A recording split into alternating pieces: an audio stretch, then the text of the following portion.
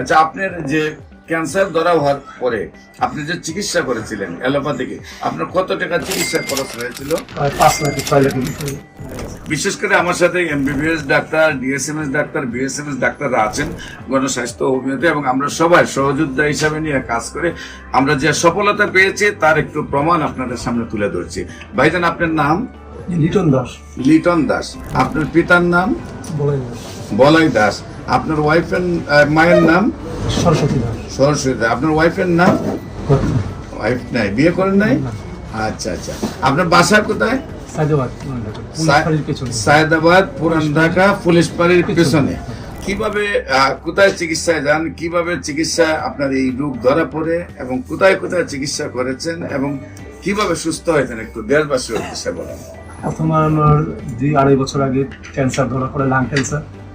এখানে আমার অপারেশন হয়, একটা লাং চলে যায়, একটা লাং এটা ফেলা যায়, একটা রাখি। আর কেমো দিয়েছিলাম 3-4টা কেমো দেওয়ার পরে আবার 2 বছর পরে এটা ফিরে আসে শরীরে। ডাক্তার বলে আবার কেমো দিতে হবে। তো আমি আর কেমন না দিয়ে আপনার স্বর্ণপূর্ণ আপনাকে ফেসবুকে বিভিন্ন। আপনি প্রথম যখন ডাক্তারের কাছে গেছেন, যাওয়ার পরে ধরা পড়ছে আপনার ক্যান্সার হয়েছে। হ্যাঁ, তো ক্যান্সার হওয়ার আগে আপনি ডাক্তারের কাছে গেছেন, আপনার কি প্রবলেম হতো? আমার কাশি হইতো। কাশি হইতো। কাশি হইতো আর শুকায় যেত। পর্যাপ্ত পরিমাণে কাশি হইতো। তারপরে ডাক্তার দ্বারা গেছেন, ডাক্তার দ্বারা যাওয়ার পরে দেখা গেল আপনার লাং ক্যান্সার। তারপরে আপনি লাং কেটে ফেলেন। কেটে ফেলে 2 বছর মোটামুটি একটু সুস্থ থাকেন। তারপর আবার ক্যান্সার ব্যাক করে আবার চলে আসে। সম্মানিত দেশবাসী, প্রত্যেকটা ক্যান্সারে কেমোথেরাপি, রেডিওথেরাপি বা অপারেশন করার পরে কিছুদিন ভালো থাকে, আবার রিটার্ন ব্যাক করে।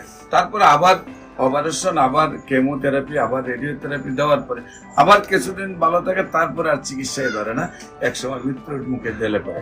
সবাইকে আমাদের অফিস ভিজিট করার আমন্ত্রণ জানিয়ে যে কোনো প্রয়োজনে স্ক্রিনে দেওয়া নম্বরে যোগাযোগ করার জন্য আহ্বান জানিয়ে শেষ করছি। সবাইকে ধন্যবাদ। আসসালামু আলাইকুম ওয়া রাহমাতুল্লাহি ওয়া বারাকাতুহু।